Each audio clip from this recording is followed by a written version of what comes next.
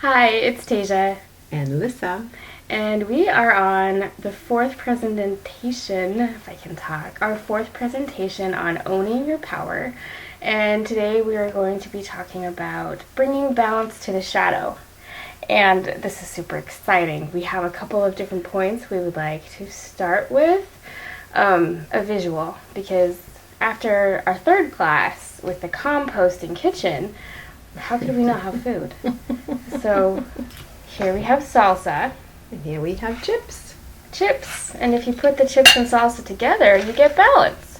So see, these are shadowy, and this is full of power, full hotness. It's full of hotness. So we're going to talk about balance today because there's a lot of people out here who really like the love and light, the hotness and the power. And they're not so big fans of the shadow, like, shadow, who wants to talk about shadow. If you mention you work on shadow side or something dark, people think you're hanging out with vampires, and maybe you have a lot of, like, night crawlers at home, and that you're hanging out with unsavory beings. And really, it's all about bringing balance, because what happens when you balance, Lissa? What happens when you bring balance? You get a whole new beginning. If you don't balance, the old stuff will never leave. So if you don't put your chips and your salsa together, you're just going to keep having salsa or chips. And if you use the law of attraction to try to bring yourself more salsa and you already have salsa, you need chips. So that's kind of a... I don't know if that makes sense right now, but we'll go into it. Mm-hmm. So Lissa's going to tell us about the Addams Family. See? She's even got the laugh going. The Addams Family. There's a visual we have of our inner world. Our inner world, ourselves, is like a house, and that our inner world, it can be considered a collection, like a family that lives in the house. And one thing that we really should probably take a look at is how much of our family is actually like the Addams Family. Mm-hmm. Yeah, right? Because we all have an Uncle Fester. Inside, right? In hand, we have things, some unknown thing crawling around, or that big hairy creature, or Lurch. Yep. Cousin It. Yep. Morticia. We have an inner Morticia that we don't necessarily like to bring out into public. Our grandmother, who's already always willing to put cyanide in everything. I forgot about her. Oh yeah, she's there. Oh, right. You made me angry. Do you want a pie with cyanide? Yeah. Mm-hmm. See, so Mm-hmm. we like to think we're the blonde walking around in the house, but we do have this collection of personalities. Yeah, there was one. That was from the Munster. Oh, that the was Munsters. but that's another good example, right? She's normal, and she's got right. Eddie, like the little kid vampire, and Vivian was the vampire mom or something, and then remember. Herman the dad. That So was Munsters. a long time ago. Yeah. That was another example of Right. another family, another collection of monstrous family members all living under one roof, and we like to think that all those beings, all those creatures are outside of ourselves somewhere, but it's really helpful to realize that if we're seeing it outside, there's probably an aspect of ourselves living inside in our home, in our little Addams Family house called me. So I want to know about your grandmother who would bake pies with cyanide. Tell me about your inner... Well, that would probably be the self-destructive part of a person. Self-sabotage? Self-sabotage. Mm-hmm. Things aren't going her way or makes her a little bit nervous. She wants to just kill that project. How does yours show up? How does mine show up? A variety of ways. I find something else to do. I usually am really good at finding really important things to do. Really, really important things to do. Like laundry. Or, I've seen you send a psychic memo to your family or friends for distractions. Yeah. They all show up And, right on time. Yeah. Baby will start to cry. Mm-hmm. Time for dinner. Dinner. She makes the best dinners. And she doesn't put cyanide in it, just for the record. Do you want to ask me about one of my family members? Because I want you to. Yes. Okay. What's an inner family member of yours? Cousin It. I like to put the blinds on, even though like I can see. I like to pretend people can't see me, but obviously you can. And I like to pretend I'm invisible, although never really invisible. Like, hello, I'm in a body, you can see me. Right. And yeah, and I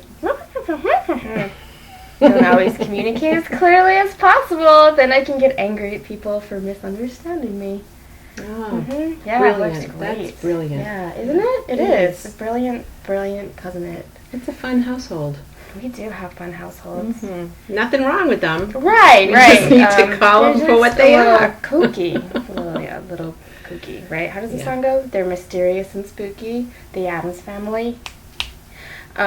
So I think, though, we need to do a little more excavation or explanation or some kind of something on how it shows up for people. Because I'm sure that they can kind of see with what we're saying. But you've done work with shamanic practice where you paid attention to different aspects of yourself. Because when we think of ourselves, like, I think of I and I'm me, and then if I think about different parts of me, I can get really confused because then I have like 4 me's running around, but I'm one person. So it's a little confusing. Well, in the shamanic work that I've done, and I've dipped my toe in it, I did study with someone. We did shamanic journeying, and usually it began because I went into this because I had a crisis in my life that I wanted to look into, and my friend offered me some shamanic help. But a journey would usually start, and a journey is just going within yourself. There's usually drumming involved that brings you just into a deep meditative state. And then I would enter into my inner garden, and usually somebody would start crying. And sometimes it feels like I myself is crying, but I started to realize that there was a part of me that was crying and very upset about something. And so I would follow that crying part of me in and gently listen to what that part of me had to say. And there's more involved with a shamanic journey, but it's basically finding a part of myself that is sad or upset or angry about something and giving space for that part of me to speak, to let me know what exactly is happening so that I can love that part of me back into playing nicely with the rest of me, so to speak. And sometimes I would have to give it a new job if it was a part of me that was using destructive behaviors. I would like to give it a new job with its strength. Let me think of an example. Off the top of my head, I can't think of one, but you did this morning. Yeah. Oh, this morning. Yep. I had my schedule was I missed my schedule. I had the wrong time in my mind, and it's like a chaos. It's a part of me that likes to bring chaos and confusion to keep me safe from getting out into the world doing what it is I'd like to be doing. And so I gave her a job after we cleared things up. We had a discussion. I gave her a job of helping to hold creative space for me. I understood that there were reasons why this part of me had wanted to keep me safe in that way, and I appreciated this part of me for wanting to keep me safe. But I was asking her to work with me in a new way of staying safe by helping me to be coherent and focused and functioning at a level that would be creatively constructive instead of messing me up and ruining my day. So. Yeah, good. Thank you. Thanks for sharing that. Yeah. I'm trying to decide if I want to share one of my secrets. Do you think I should? It's personal. I do. I have lots. I know. I have the Addams Family in my head too. I think I think we all need to be. We're afraid of showing that personal side, but we all have these little bits and pieces of ourselves. Right. Right. So I'm gonna go. So on my wrist, I don't know if you can see. I have cuts, like self-inflicted mutilation.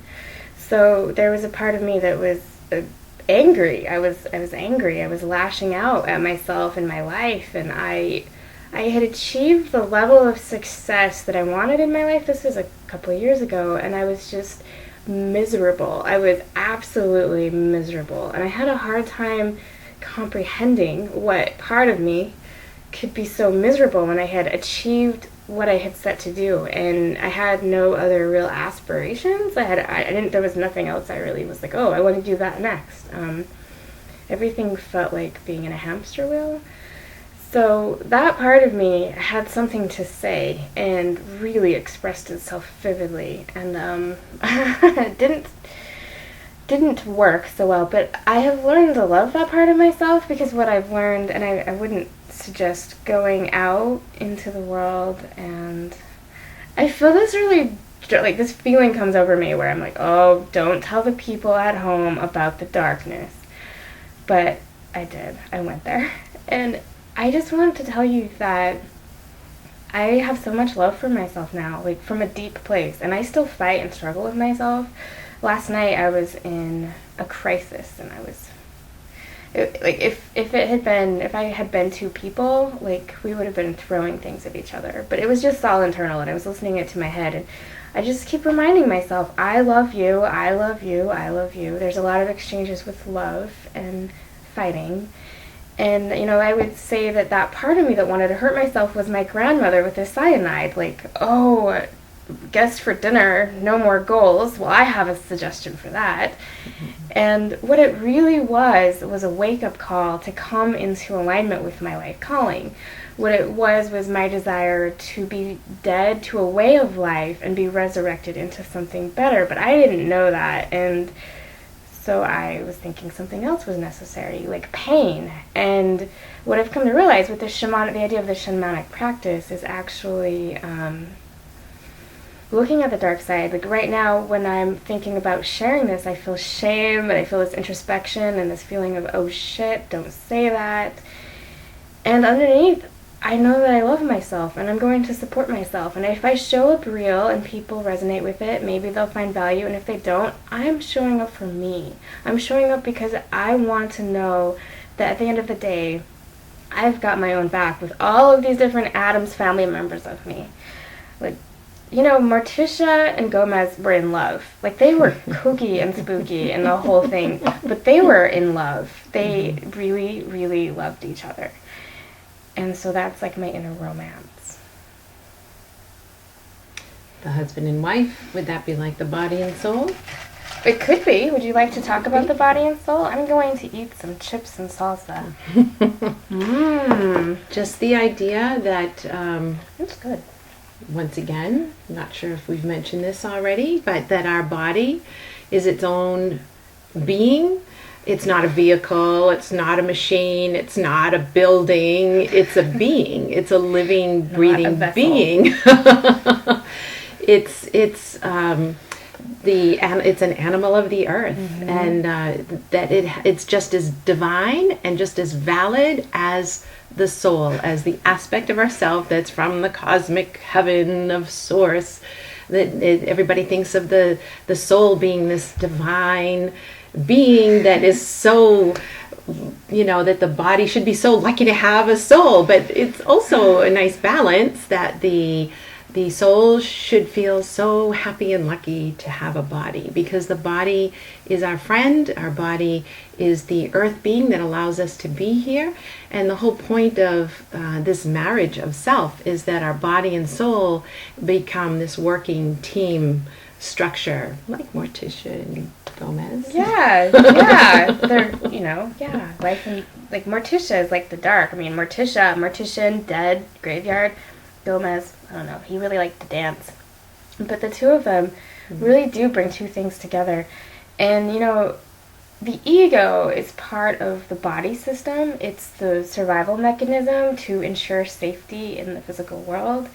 And in a lot of ways, the ego is innate to our systems, just like our brains, our hearts, our blood vessels, our limbic system, our lymphatic system, all of these things that work together to acquaint us and make us adaptable in different environments. And the body responds to stress. That's one of the things that the body does.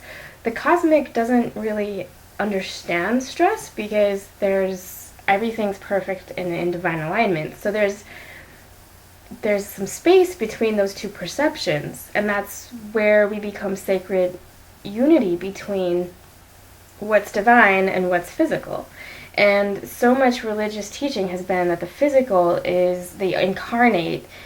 We're vessels. Like, this body is just a vessel. But my body is not a cyborg, and it's made that abundantly clear. And my spirit has made it abundantly clear that being frustrated and pissed off at my spirit and at God and the divine, however I want to call it, my higher self, I mean, pick your buzzword, that walking around angry at that is not going to help my spirit provide my body with physical needs. So there's like this duality, and if there's a standoff, it looks like a standoff, and we all know what standoffs looks like, because there's always somewhere in the news there's a standoff somewhere. And if your body is feeling that way, if it's feeling unappreciated, unloved, unacknowledged, it may be shutting down your divine flow. And if your spirit is feeling like your body's just not getting it, it might just be sitting there like this. Right. Which brings us back to the idea of the shamanic journey of finding those pieces of ourselves that have something to say. Yeah. And it's not necessary to dig through every little last piece of dust bunny, angst, and problems in the very corners of our lives and our bodies and our souls. But it's enough that if something comes up, to be able to sit and listen to that part that's having a bad day, and let it have its say. Let it say what it was unhappy about, what it was anticipating, what didn't go right for it, what it's expecting. Maybe it feels like it wasn't, like I didn't stand up for it. I remember being beaten as a child, and there's a part of me that's very upset that my soul didn't do more to stand up for me, or that my soul left for a little while because it didn't like getting whipped like that. so the valid reasons for both parts to be having a hard time in the midst of something like that. And it's just a matter of sitting down and talking nicely and bringing the two parties back together, and both saying, I'm really sorry for that. I love you. I care for you, and that you watch out for each other, and that you make provisions for that my body can ask my soul to stay here and hold her back if ever she feels like she's in another situation where she might get beaten. Even though I probably won't get physically beaten, there are times when I might feel like I've been a beaten down person.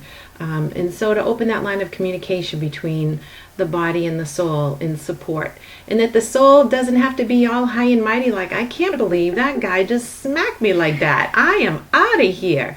That the soul needs to have a little humility, and in realizing that the body is a divine being as well, and that as a good team, it's probably a good idea to stay there, hang around, and help out a little bit with what all is happening. So that's what I have to say about body and soul and teamwork. I love it. It's so good. She's helped me with that, learning to integrate the physical parts of me with the very challenging. There's a big gap. So there's enough to go around, body and soul. Nobody's perfect. No, and everything's evolving. I don't care what soul you come into this world with. You're evolving. We're all here to learn. We're all here to evolve. Like, that's the purpose of life. That's the purpose of incarnating. And the most ascended spiritual master can still learn more. You see it. I have so many people that I watch and I follow, and I see them grow. I've watched them grow over the years of their business on YouTube, and it's encouraging. Evolution and expansion are never ending. So it's not like a one and done. It's not like running a marathon and you arrive at the finishing point with your best time and then you're good. It's a process. It's many marathons. It's the training. It's going, and then it's picking up something else. And I could just keep going with this metaphor. Right. One of the things that we wanted to talk about in addition with the Addams family is the idea that we're all inhabiting one space. So you may have these different parts of you, these different fragments that are self-identified or that see themselves with a separate consciousness than the whole, but that you are still one whole being. There is a you. There's one. There's some form of coherent entity. You are an organic. Even if you're like a matrix of thoughts, you are still a one. You're a unified field of beingness. So with that, the more that you get to know the different parts of yourselves, the more you will come to realize. I'm just realizing how weird that sounds. The different parts of yourselves, but you're like one self. The different parts of yourself. Yourself. Yeah, it's a little bit of a mind. Like the first time I saw it hurt my brain to try to think about all. It still does. But it's kind of like a house. You're also like a house, and so you have like an electrical system. There's energy runs through you. That's how you live. It's life energy. So if something is triggering you, it could be like a fuse box, and the fuse might blow, and you might go into a state of shock, and your whole system might go down. And the fuse box is usually like in the basement or in the utility room that's dark. It's in the creepy, like it's always in the worst. Like it's like they look at a house, they look at the architecture. What's going to collect the most spider webs? Yeah, what's going to be the creepiest place, and let's put the fuse box there. Right. And it's the same in so many ways. Our own power ends up like that when we're living through things in life, and we are taught to be disempowered, or we're taught to be smaller than we have the potential to be. We tend to scrape out our best parts with the bad parts. They get put in the dustpan, and we'll throw them under the rug, or like when you clean your house, when you're cleaning your room when you're 5 and you're like, where will mom not find my stuff? It's a similar thought. So it goes under the bed, it goes in the closet, like wherever you want to put it. And we do the same thing with parts of ourselves that can be good or bad, because we make a judgment about them and then we put them somewhere. And part of the challenge with the Addams family is getting to know you as a whole. And it's you can use the analogy of the family, but it's also a house analogy where you have to be willing to go into the dark places where the cobwebs are, and with a flashlight, or you can even take a poker, like a fireplace poker, if you want, if it makes you feel safer. But in the end of the day, like the house is all you. Like there's nothing there that can hurt you but more you. There's this kid's book I read when I was a kid, and it was I don't want to ruin it, but it's the monster at the end of his book. If you want to go out there and find it, it's amazing how it ends. Yeah. The monster. It's like Grover, and he's the monster at the end of the book. There, I ruined it for you. Are you disappointed? Yeah. Oh well. Spoiler alert. I also wanted to mention, as far as the breaker box, that we all have little things that trigger us. And the whole purpose of a breaker box is it shuts down all the energy if it seems like there might be a danger of an electrical fire happening in one place. So let's say a plug is wet and it goes into its socket, it'll trip the breaker box to shut off, so that an entire house won't go up in flames. And that we all have these little triggers that make our breaker boxes shut off, so that our energy shuts down. And this is the importance of finding out, okay, what makes it trip? What makes my breaker box trip, so that everything shuts down, everything that's connected to that shuts down. And that's the importance of going in the deep dark places of yourself to find out what these little triggers are, so that you can prevent them from tripping. You can work with them. You can do that inner work that's necessary, so that you come to that nice balance where your breaker box isn't always going to be tripping, and then you don't know how to figure out how come your stuff in your house isn't working. Well, it's really nice if you know where your breaker box is, and you can go flip the breaker, and you know which breaker goes to like the washing. Right. Like, I had a problem with my microwave and my oven. If they were both going, it would trip it. Right. And I knew that. And if I had the dishwasher, it was guaranteed going out. And sometimes I would just be in effective cleaning kitchen mode, and I'd be baking, and I would, like, woohoo, I'm domesticated. Here we go. Yeah. And it would trip, and I'd be like, oh, yeah, I can't run all of those really big appliances at the same time. But I knew exactly what I needed to do to fix it. And it's a similar thing where you may be taking on a lot of things out of habit that you just take on, and then you blow your breaker box. Yeah. So one of the things I'd like to discuss here that I think goes really well with that is that sometimes when you're in the Addams family, you actually want to, like, kill one of your family members. Like, you think that you can actually assassinate Grandma with cyanide. It doesn't work. Grandma thinks she can. Yeah, or, like, this whole idea of, like, I don't like this dark part of me. I'm going to clear it out. Yeah. Yeah, I'm just going to clear it. I'm going to do a clearing. I love clearings. I do clearings daily. I'm all about proper energetic elimination.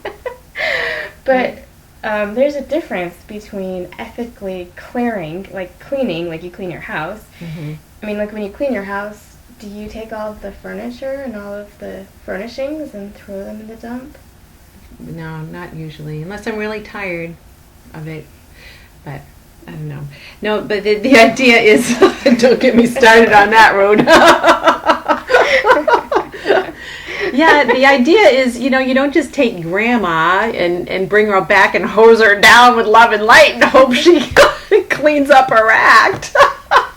Never worked for me. I mean, like spraying me down with water never made me compliant. Just Right. saying. But you don't just say, that's it, Grandma, you're out of the house, and kick her out. She won't go. Sneaky Grandma knows the house. Or guess what? She's Not going to start leaving. living feral out in the woods out back. She's going to throw eggs at your window. You didn't actually get rid of her. She's still hanging around the house. This is another spoiler. You'll never get rid of her. She's part of you. Yeah, part of you. Part Sorry. of you. Stuck. Yep. Mhm. It's like, trapping a squirrel and you have to bring them so many miles away, they'll find a way back. Grandma is going to find her way back. So true. And when she finds her way back, she will be none too pleased. No. None too pleased. No. And then you'll just want to watch her more because you'll be upset with how much frustration. She'll be onto flushing. that whole hosing her down with love and light thing. She might notice it. She might. It won't work the next time. Yeah, and if you banged her and put her in the closet, she's not going to be too impressed with that either. No. She might get angrier. Mm-hmm. And then she might go from cyanide to dynamite. And you're eating You know what? She will lay low until you decide to have a party with all your fancy friends. And then she comes out. Shit high.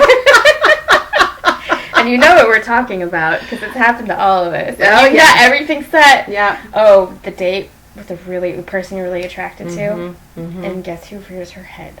Yep. Grandmother. Yeah. Can't get rid of her like that. And for every tool you learn to love and light her, she learns the antidote. So she's as wily as you are with your clearings and healing abilities. Like a cockroach, Oh, you know cockroaches Oh, are yeah. they're gonna be the one last living being that survives any apocalypse. Because they adapt to everything. Right. They're right. very elemental like that, and so are you. And your So- tricky sides. So if it's not enough to just love and light her or eradicate her or just move her out and change your mind, how do you help deal with cyanide Grandma? Right? The first, let's look at Grandma. Let's do some forensic profiling on how Grandma is and why she is. Grandma is one hell of a cook. And she likes to cook for the family, because all grandmas do. Yeah, well, some more than others. It's an inside joke. Yeah, I don't really think that's true. whatever. But if you want to believe that, Okay. you can. Anyway, but she is a good cook, and that's a skill she has. She's wise. She's been around for a while. Would the crow crown? That was a.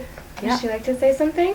Maybe it'd be a nice idea to sit down with Grandma and ask her, "Gee, Grandma, why are you so angry? Why do you feel like you want to just wash everybody with acid like this? Yeah. What's going on? What's the story here?" Yeah. And to be able to sit down with her and just actually listen, ask for her story and actually listen to her. It goes a big way when somebody's being heard, just as it is for us being heard, same thing for the different pieces of us. And then she won't feel like she has to kill you while you're sleeping or ruin your parties. And what if you had something very, very traumatic happen in your youth? Because who doesn't on some level? We all have trauma we carry. We all learn how to try to protect ourselves. And what if Grandma wants to put cyanide in everything because she wants to protect you from your enemies? She's she's protecting you. Right. Her intention is not even bad. She's doing what she thought she needed to do, something she learned to protect you. Like when I was a child, I used to speak up a lot, and I used to get beat for it. So now that I'm working on speaking up, standing up and speaking up, Yeah, there's some action happening in my house. Well, and not just trying to keep me yeah. safe. Throwing a little chaos and confusion in her house as her being, and in the house of house my is being. in her house, Right? as Because well. I'm that good. Well, as with what's inside will be outside. When if you had a quote that I'm going to paraphrase because I'm not good at exact memorization, but basically your fate is whatever in you you're not willing to look at. So if you're not willing to look at Grandma, she's your fate. You can't love and light your fate away. And I do love love and light. Like every day have a prayer that I use with love and light. So I'm not saying that there's not validity in that. I'm just saying we need to look at balance. So jokes aside, Adam's family aside, the reality of this work is that you will never move out of your darkest, deepest density if you're not willing to look at it. Something you're not acknowledging, something you're not looking at, something that's invisible to you through your own avoidance or through your ignorance will continue to haunt you. It will continue to show up over and over and over again. And with balance, what actually happens is a clear slate. When you look at the shadow and you look at those things that are triggering you and you look at your own fear, you're giving that acknowledgement, you're giving it allowance, you're giving it love.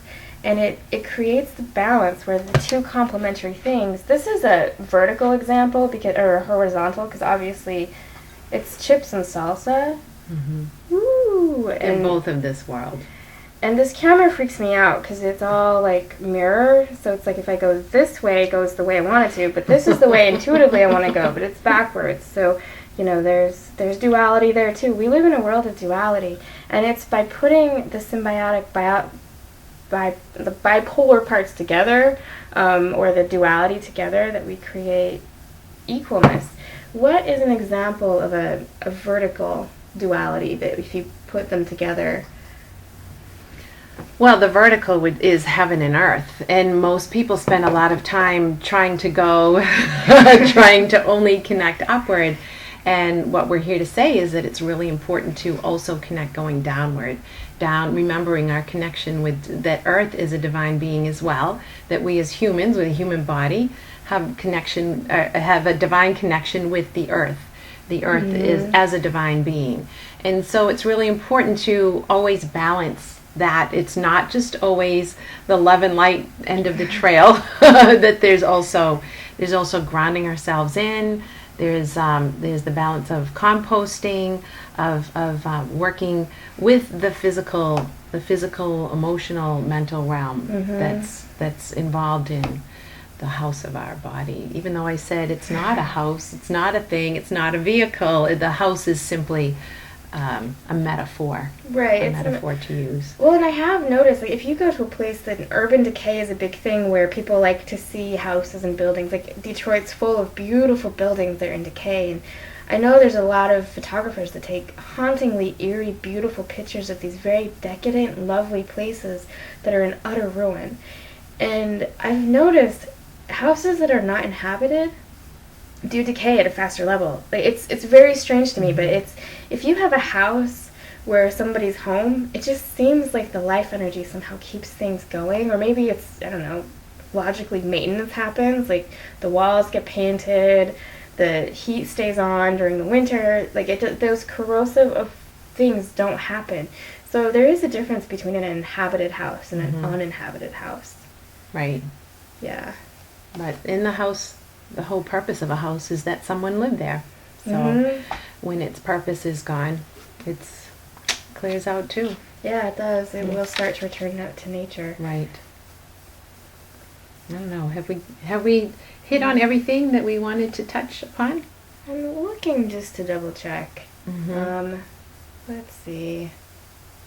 If we had a live audience, we could say, does anybody have any questions? And if we use this in a live audience sometime, maybe we will. Yeah. Send your questions in. One of the things you really talked about that I thought was important in our conversations was how your actual body was going to shut down. Would you like to share that? Yeah, this time last year I was in what's called a healing crisis. Isn't that a fun word? And it was actually that my body was just feeling very sad and lonely and disappointed, and was going to just, because it was going to shut down on me. I had some health issues that I needed to address, and it was basically because my soul had this attitude of really feeling she was so much better than this world, really so much better than everything around me, just really sad about being here. I don't know. It can get it can get really deep, but that my body, as much as I wanted to be here, as much as I have grandchildren now, I have great plans to live to 100 and travel and see the world, things like that. There's so many things that I'd like to be doing, and that my body was just going to up and die out from underneath me with this health crisis, and it was an opportunity for me to really consciously find some humility of my soul, to come down to the level of my body, to appreciate my body and everything that she does for me here on earth, and that my body is a legitimate being of her own standing, that is very graciously accepts my soul into her realm so that my soul can accomplish the great things that she would like to be doing here in this realm, in this earth realm. So I don't know if I answered. Yeah, who was the person that talks about body divas? I just like to give credit to where ideas originate. What was Alaya Dao, D-A-O. I found some lovely YouTube videos of hers where she talks about the body deva and the soul working with the body deva, the soul, and our higher realm support team. So definitely that was very helpful to me at that time of great transformation for myself. So absolutely check out her work, Alaya, A-L-A-Y-A, and her last name is D-A-O. So, or just Google body deva, and because she pretty much has most of the stuff on that. So it was very interesting to be reading about that and working with that energy while I was in this incredible reset. I bet. It was very, very powerful. And that's part of the wisdom that I have right now that I'm happy to share with everyone because of my personal experience with that. I know that to be true, for sure. Still a work in progress for me. And I know. Pretty arduous. You can have an elegant health crisis. Yeah, elegant. Do that.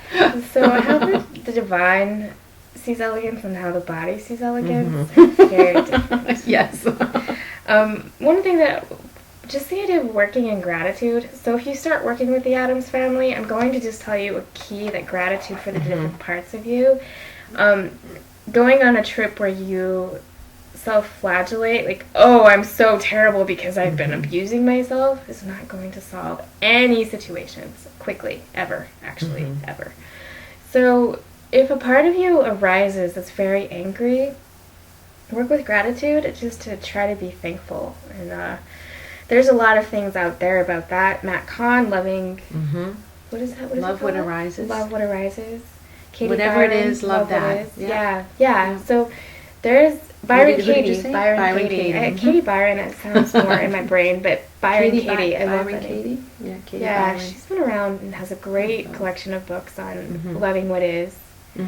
Yeah, so there's some amazing work out there to help with that type of idea. But I know one of the things that people talk about all the time is gratitude. So you can even have gratitude for the things you don't like. And you don't have to like them. You don't have to force yourself to like anything you don't like. I really dislike Brussels sprouts. They're good for me. I'll eat them if I have to. And I think with Brussels sprouts for the nutrition they're providing. But I will never like Brussels sprouts. Maybe I will. Maybe now my body will be like, haha. Grandma's like, you're going to like Brussels sprouts just to mess with your head. I know, fish oil. Fish oil has great nutrients. It's good for you, but it's really... Don't have to like it, but I do love what it brings to me, to my life. So, and you're grateful for it, right? Yeah. And that's a lot of what Matt Kahn talks about. K-A-H-N. Yeah, so love what is. You don't have to like it. You don't have to enjoy it, but you do need to love it, to love whatever it is that is coming your way. And love yourself for the journey that you're on, for the different things that are coming up. It's a dance you do. You'll get it figured out. You just keep going in. Just keep going in with the love. And when you balance it, that's when you'll have a little more. Once you get the gratitude and you can allow both sides, the shadow and the light, the power, the space, then you get a really nice complement, and it will clear something that may have been persistent for a really long time. So you can work on owning your power to create what you actually want. Owning your power it's pivotal to own your shadow if you're going to own all of your power and claim responsibility for the fullness of your life.